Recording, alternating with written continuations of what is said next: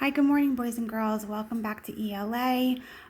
It's Tuesday, April 21st, 2020, and we are going into our second day after the break of online learning. We're going to continue with our discussion of the Canterbury Tales. We studied the prologue yesterday, so I'm going to take you guys into studying the characters today.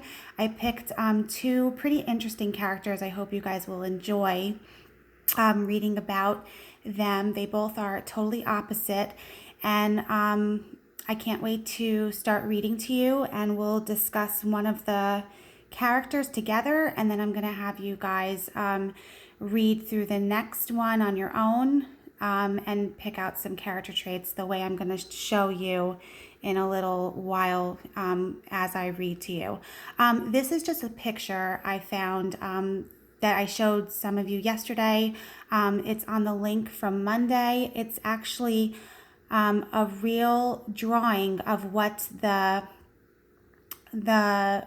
pub looked like that they were at before they went on their pilgrimage, before the pilgrims decided to go on their pilgrimage, on their journey to Canterbury.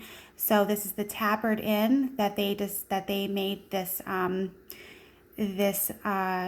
they started their adventure from, their journey to the shrine of the Saint Thomas of Becket.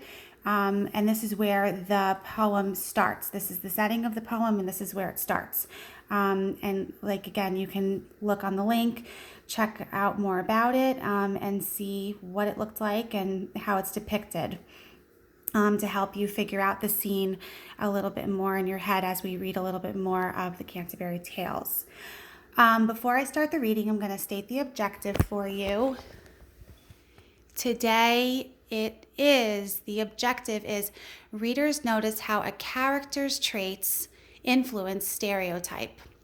Readers can learn about a character's personality from their physical characteristics.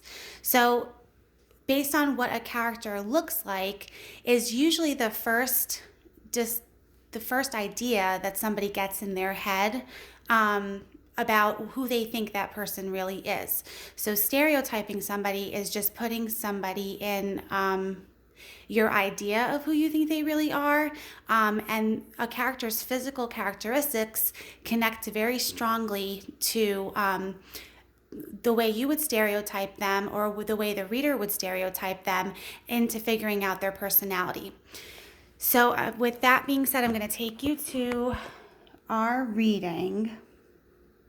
The character that we're going to read about today out of the Canterbury Tales is the merchant. A merchant is somebody who's just involved in trading. They have to do with a lot of buying and selling. So just keep that in mind as we read about the merchant. It's only, give or take, 20 lines. It's not that long. But remember, as I read, I would like you to listen for some words that you can figure out that are pretty common to help you piece together. Think about who this character really is. Think about what their personality could be. Think about their physical description as a way to figure out their character trait. And when we are done reading, we're going to pick out some. So listen up, readers, as I read The Merchant. There was a merchant with a forked beard and grit in a motley gown, and high on a horse he sat. Upon his head a Flemish beaver hat. His boots were fastened rather elegantly. He spoke in notions outright pompously, stressing the time when he had won, not lost. He would the sea were held at any cost, across the Middleburg of to Orwell town. At money changing, he could make a crown.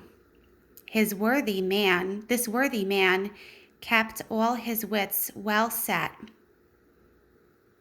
There was no one could say he was in debt.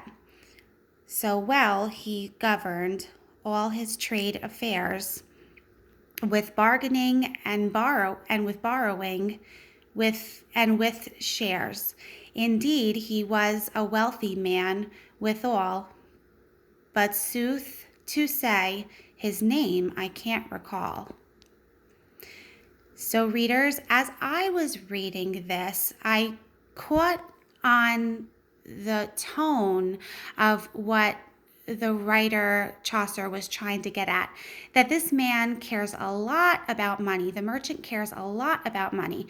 So if I was to go and think about this character and and think about the character traits, I would first say to myself, well, the merchant cares a lot about money. So I would start it on my board and I would just make a line. I know I can't really do this right now, but I would label merchant.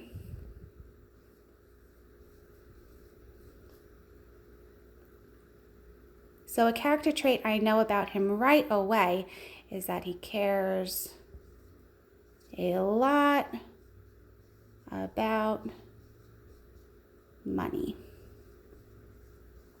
Okay? Now, if I think about his physical characteristics, things that I heard in the poem tell me what he looks like. I heard them say that he likes to wear somewhat of fancy clothes, that he's, wears a beaver furred hat. So he dresses himself up very well in hats. He wears elegant boots. So he dresses pretty fancy. Sorry. Wish I could pull this up for you guys. Okay, well, fancy. I'll write it up here. Okay, he's very fancy. Another thing I heard as I was reading the test, another thing that I picked out was that he had a forked beard, which means it kind of like stuck out, and he really made it look, he made his beard kind of like in a style. He made it look a certain way. So he cares a lot about his appearance. So he has a beard and it was forked in style. So he cares a lot about his appearance.